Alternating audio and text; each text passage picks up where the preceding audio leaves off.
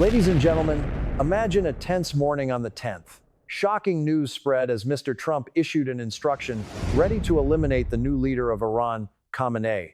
At the same time, Kurdish rebel forces have chambered their weapons aimed at Iran, waiting for a wave of uprising from within. In another development, France sent a large-scale fleet of warships straight toward the Middle East. Mr. Macron himself is calculating for an intervention right at the Strait of Hormuz. The confrontation with Iran is rumored to be closing soon because the targets have been almost completely resolved. Consequently, crude oil prices soared to the highest peak since 2022 due to the consequences from the Iran tinderbox, causing the Global Energy Organization (IEA) to speak up, urging the immediate release of emergency oil reserves right during the G7 meeting. All of these hot puzzle pieces will be sent to everyone right following this. Returning to the story of Mr. Trump, signaling readiness to take the life of the new head of Iran, while sitting in the Oval Office, the head of the United States whispered to assistants that he approved the removal of the newly empowered supreme leader of Iran, Mr. Mojtaba Khamenei, in case this figure shows stubbornness toward demands from the U.S. side. A specific example is the matter of dismantling the nuclear project of this Middle Eastern nation. Forbes magazine this past Monday just brought back the whispers from both those currently working and those who previously worked in the U.S. administration. The issue lies in the fact that the land of stars and stripes now builds an implicit rule for itself, which is taking the life of another country's head without bothering to wait for congressional approval, while simultaneously intimidating the successor if that person dares to argue against their policy. That was the status line posted on the internet by Miss Christine Wood, the head of the advocacy organization Anchoring Democracy. From another perspective, Mr. Trump candidly confessed on NBC that the Iranian side had just made a completely wrong move by putting Khamenei in the most powerful seat in the country. I don't know how much longer this will last. I am certain they have miscalculated. The leader of America further added that discussing the U.S. tightening Iran's oil reserves now is a bit premature, although in his heart he has not at all ignored that move. It sounds simple, but inside it is a whole tangled mess. Now, shifting to the Kurdish armed group preparing to confront Iran, they are enduring hardships while waiting for a tidal wave. The Kurdish armies that inherently hate the Iranian government declared they are not afraid of clashing with the Islamic State, but the problem is they believe the key to overturning the situation must be the uprising of the people of this land themselves. When you cast your eyes toward the hidden rocky cliffs in the Kurdistan Autonomous Region in Iraq, the gunmen of the PJAK group boast that they are more than capable of retaliating if fired upon, although deep down they still hope a boiling movement from the people will decide the game. The top general of PJAK, Simon Moini, affirmed that his troops have chambered their rounds, ready to settle scores with Iranian soldiers if Kurdish land is meddled with.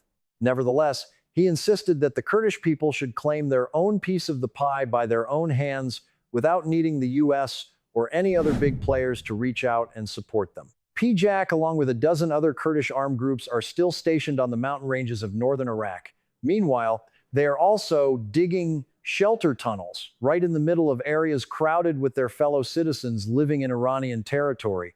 The Iranian ruling circles have long labeled these armed groups as terrorists, and for many years, whenever they had a free hand, they launched sweeping campaigns. But as it turned out, under bureaucratic pressure from neighboring Iraq, these military wings had to withdraw and have been much less vocal about weapons and ammunition recently.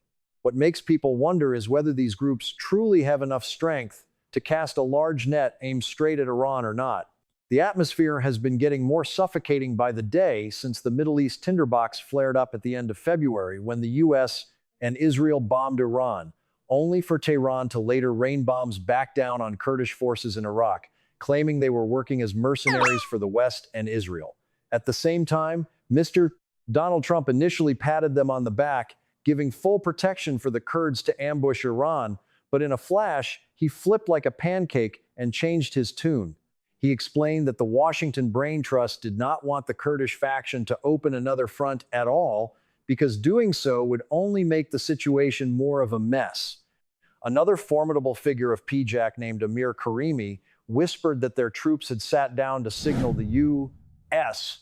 to probe each other's intentions, but in general, carrying guns across the border to attack Iran at this time is unthinkable because the Tehran side has set up an inescapable trap at the border. In this person's eyes, the key to salvaging the game remains the Iranian people breaking their own cocoons, plus international friends throwing lifebuoys of help, aiming to finalize the long-term goal of molding a democratic country and ousting the current apparatus. But the story doesn't stop there. Stepping onto another chessboard, France pushed 10 warships straight toward the Middle East region. Personally, Mr. Macron is toying with the idea of cleaning up around the Strait of Hormuz. Paris is adding military muscle to this area by deploying a dozen ships, most notably the aircraft carrier group surrounding the Charles de Gaulle, thundering into choke points like the Mediterranean, the Red Sea, and threatening to finalize Hormuz as well. The goal Paris is aiming for is to stand up and shield its allies, while simultaneously keeping the sea lanes peaceful, especially while the two sides, the US, Israel, and Iran, are bashing each other's heads in. While carrying his backpack to visit the Republic of Cyprus, President Emmanuel Macron tried to soothe the country's leadership to make them less afraid, especially after the incident where several drones were shot down while heading straight for the island. Right after finishing the meeting with Cyprus head Nikos Christodoulides and Greek Prime Minister Kyriakos Mitsotakis in Paphos, Mr. Macron slammed the table, affirming that if anyone throws stones at Cyprus, it is considered a slap in the face of all Europe, as a way to nail down the security protection promise for this place. It is worth saying that when the European big players were pushed to the edge of the gambling arena while the US, Israel, and Iran tore each other apart, the Paris government and European friends had to busily find ways to hold on to their own rice bowls. Most worrying is that the fire has spread all the way to Lebanon since the Hezbollah armed faction, the subordinates backed by Iran, jumped into the game. At the same time, the scene of ships being stuck along with the price per barrel of oil surging past the $100 mark has forced Europe to roll up its sleeves and act more strongly to keep the business lifelines from being severed. Currently, the main move of the old continent is throwing the naval campaign named European Shield into the Red Sea, since the commotion of early 2024 intended to shield cargo ships from the Houthi group throwing stones while hiding their hands. Those are several mercenary squads leaning toward Iran, always standing behind and cheering for Hamas in the duel with Israel. Greek Prime Minister Mitsotakis keeps incessantly calling European brothers to be more active in this formation, bringing more ships to sea to prove the whole family is still standing shoulder to shoulder. As for the French house, Mr. Macron boasted that one ship is currently stationed there and promised to squeeze a second one into the formation to carry out the mission. To summarize, France intends to deploy up to 8 warships, an entire aircraft carrier group included, plus 2 helicopter landing ships rushing to this landing site. According to Mr. Macron, these troops, when free, will be driven straight out to the Strait of Hormuz in the coming days to act as a barrier and lead cargo ships through smoothly. Ladies and gentlemen, imagine a scene where the dust of the battlefield gradually settles. The armed confrontation with Iran seems to be reaching its end, considered largely finished. While sitting down with CBS News on Monday, the head of the White House, Donald Trump, stated that the game aimed at Iran is considered over, and Washington had actually gone way over the 4 to 5 week limit initially estimated. I believe this clash is winding down. The other side has no warships left, lost all communication lines, and their fighter jets are also ruined, he confessed. Right when questioned about the Hormuz choke point, he calmly replied that ships are still passing through, but in his mind, he is calculating a move to take over this stretch of sea entirely. The Hormuz bottleneck is inherently the global hub for vital black gold circulation, carrying up to 1/5 of the world's oil and liquefied natural gas. As it turned out, the exchanges of fire have made this important artery almost completely clogged with no way out. Everything erupted since the 28th of last month, when the US and Israel rained firepower on Iran, only for Iran to retaliate eye for an eye with a series of strikes aimed straight at Israel and several countries around the Gulf region that were letting the US borrow space for barracks. At first glance, it looks quite normal, but the inner calculations are still very much unfinished. Mr. Trump confessed he still hasn't finalized whether to push soldiers into Iranian territory to guard the depots or not. Specifically, on Monday, the U.S. Commander-in-Chief said straight out that it would be a long time before he issued a verdict on dropping American soldiers into Iran to guard the heap of uranium that has been carefully refined over there. We haven't finalized anything about that yet. There is still a long way to go before calculating that move. Mr. Trump explained to the New York Post when people probed about whispers between Israel and the Land of Stars and Stripes surrounding the matter of tossing a special forces team over to pick up and hold this hot cargo.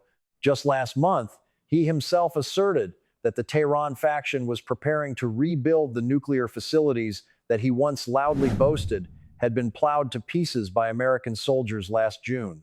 On the other side of the battle line, Iran shook its head vigorously regarding the case of secretly acquiring a nuclear toy box, stubbornly arguing that the molding of uranium, that stuff used to fire electric furnaces or stuff into warheads depending on the time, ultimately was only to serve civilians. And then another detail appeared. Amidst this, the NATO bloc just swung its hand and intercepted the second Iranian projectile right in the sky over Turkey. The Turkish Ministry of Defense confirmed that a ballistic missile coming from Iran was knocked away by NATO's shielding fence while it was tearing through the wind across the country's airspace. It is worth saying that in just 5 days, this has happened for the second time. An explosive mass from far away in Iran heading straight for Turkish skies was completely extinguished by NATO's air defense grid and missile defense systems stationed in the eastern Mediterranean. This agency further whispered that a few fragments from that pile of weapons fell scattered onto empty land way down south in Gaziantep, but fortunately, no one was scratched. Imagine at another turning point, Turkey is adding more military toys to the North Cyprus area with as many as 6 F-16 Iron Birds. The atmosphere of maintaining order on the island of Cyprus is getting scorching hot while the Middle East tinderbox is splotched everywhere. Just this Monday, Turkey pushed half a dozen F-16 fighter jets tearing through the wind, carrying an entire interceptor array to the North Cyprus area, intended to more tightly protect the ethnic Turkish people living here. Turkish defense officials explained in detail that this move fits squarely within the draft of step-by-step fencing off this separate area, accompanied by a warning that Ankara is more than capable of throwing more military punches if the situation around there gets more messy. This troop deployment erupted right after the incident of a drone, rumored to be from the Hezbollah group, firing directly at RAF Akrotiri Airport, which is a prominent British military stationing point right on the island. Many people are starting to harbor the worry that the island of Cyprus will eventually turn into a target for bullets or be sucked into the vortex of stabbing and slashing between the US, Israel, and Iran. The story is getting more and more deadlocked when, just within last week, NATO swatted down a ballistic missile taking off from Iran as it broke through the fence into Turkish airspace. People consider this a step of escalation as tight as a guitar string in this mess, forcing Ankara to glare and snap at Tehran to strictly ban the game of throwing more firepower toward their homeland. Not only that, the British Defense Ministry boss John Healey also revealed that the Iranian faction had slipped 2 projectiles towards Cyprus since last week, although his mouth still made excuses that this island was not necessarily the direct target. However, someone knowledgeable tipped off the Jerusalem Post that the pile of missiles was actually aiming to hit Cyprus, but unfortunately slipped off trajectory and dove headfirst into the sea. The land of Cyprus is currently the place providing shelter for thousands of soldiers belonging to the British Armed Forces stationed here. Most prominent is around the 2 sovereign bases, Akrotiri and Dikelia. Meanwhile, the British are also assigning about 300 soldiers to stay right next to the US military barracks way over in Bahrain, the place that just in the blink of an eye was ambushed by Iran. It sounds simple, but keeping the lives of that many people safe in these times is no joke. Ladies and gentlemen, when you look at the energy price board now, the market has just witnessed the peak level of black gold since 2022 just because of the gunshots in Iran. Specifically on Monday, each barrel of oil leaped past the 119 US dollar figure. This is a towering level not seen since around the middle of 2022. The worry of goods missing their meals, supply chain disruption is increasing by the day while the US, Israel, and Iran are clashing noisily. As it turned out, the world energy market is also being squeezed in every way, especially while several big players invited each other to lock down oil valves, causing the risk of supply depletion to loom right before their eyes.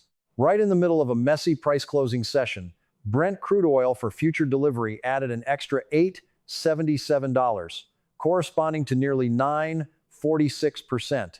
It pulled straight up to the $101.46 per barrel mark in the late afternoon, according to Standard Time.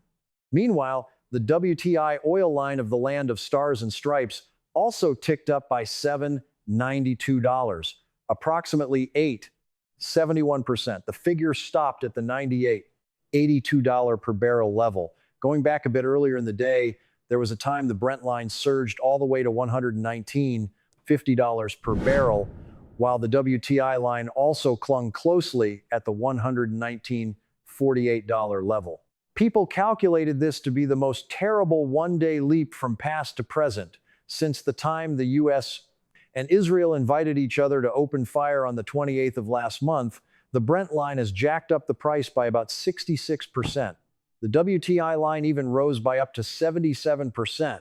People in the profession looking through the LSAT system see that the price now is equivalent to the record $147 per barrel back in 2008. It sounds simple, but the consequences behind it are an entire domino chain.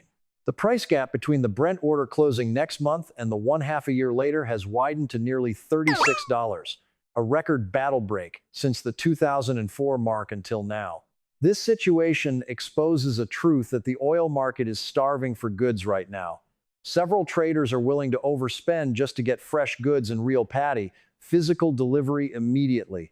What makes people most wonder at this time is the Strait of Hormuz. The drain cover that collects up to 1/5 of global oil and gas has almost completely had its door slammed shut. Not yet over. The matter of Mr. Mojtaba Khamenei taking the seat of Iran's highest leader also makes many people harbor worries. As it turned out, the populace fears the hawkish faction will continue to tighten power in Tehran while the fire around the house is blaring. Informed sources just signaled that this exchange of fire is more than capable of anchoring fuel prices at a towering level for many more weeks, even dragging on through several months. Even assuming the guns and bullets misfire early, the factory machinery is already all in tatters. The circulation circuit is severed, and the shipping lanes are lurked by risks on all four sides. But the story doesn't stop there. The world's energy rice pot is even further squeezed when a dozen countries holding oil mines invited each other to strangle the pump nozzles. Typically, Big Brother Saudi Aramco turned down the valves at 2 mine areas. Meanwhile, the amount of goods pumped up from several huge mines way down in southern Iraq dropped miserably by 70%. Then it was the turn of the Q Petroleum Group, which also had to squeeze its nozzle. They had to compensate by complaining, declaring they were helpless before several ships that could not weigh anchor. On the Qatar side, they also pulled the plug on the liquefied natural gas processing system, all because the pile of core factories had just eaten their fill of bullets. Then a large fire just erupted right at the Fujairah oil industrial zone of the United Arab Emirates. At the same time, the BCO company in Bahrain also screamed out, asking for unconditional surrender. The reason is because the country's entire refinery cluster had just been bombed to pieces. Eldest brother Saudi Arabia also quietly flipped the circuit breaker on the country's largest oil refinery. The incident made the fear of fuel shortages in the common market swell even further. At first glance, it's quite normal, but the fuse has already been lit. The International Energy Agency, abbreviated as IEA, is calling for the urgent release of oil reserves to act as emergency relief during the G7 group meeting. Specifically, the IEA just urged the matter of together draining the reserve oil depots immediately. This happened while they were talking via screens with the key holders of the G7 faction on Monday. Ms. Satsuki Katayama, the one who holds the purse of Japan, stood up to recount during a press conference that the IEA is urging each country to join hands and release the pile of oil stored away. To withstand this tangled mess, the G7 assembly nodded in agreement to keep their eyes glued to the pulses of the energy market. They promised to deploy every trade trick necessary to supply blood to global goods, naturally including the opening of several reserve oil barrels. Ms. Satsuki Katayama further whispered that the G7 group will quickly prepare for energy officials to sit down together. They need to dissect how the next move should be made. Currently, the price of black gold has soared to the highest peak since mid-2022, All of it erupted on Monday when several bosses invited each other to lock the cargo release valves.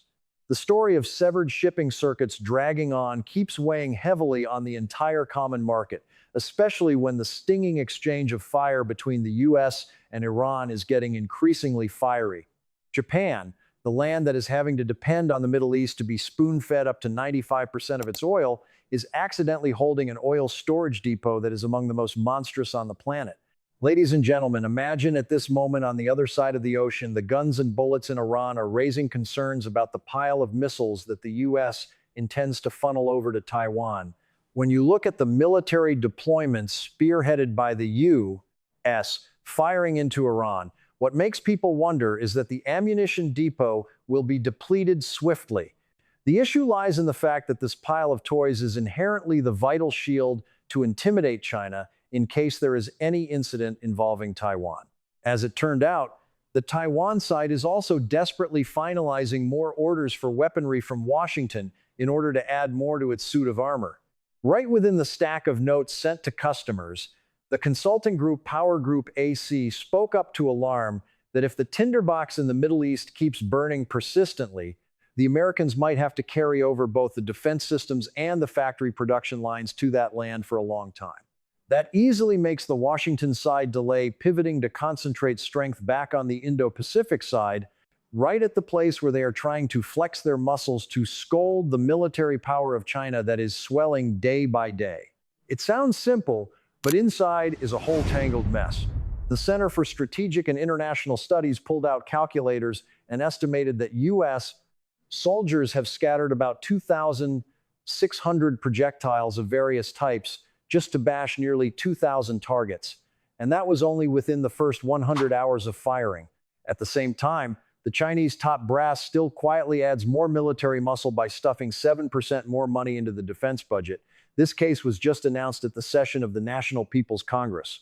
Beijing officials from a long time ago have thumped their chests, claiming the land of Taiwan belongs to their house, but the government over there, along with the majority of citizens on the island, keep shaking their heads vigorously at this matter.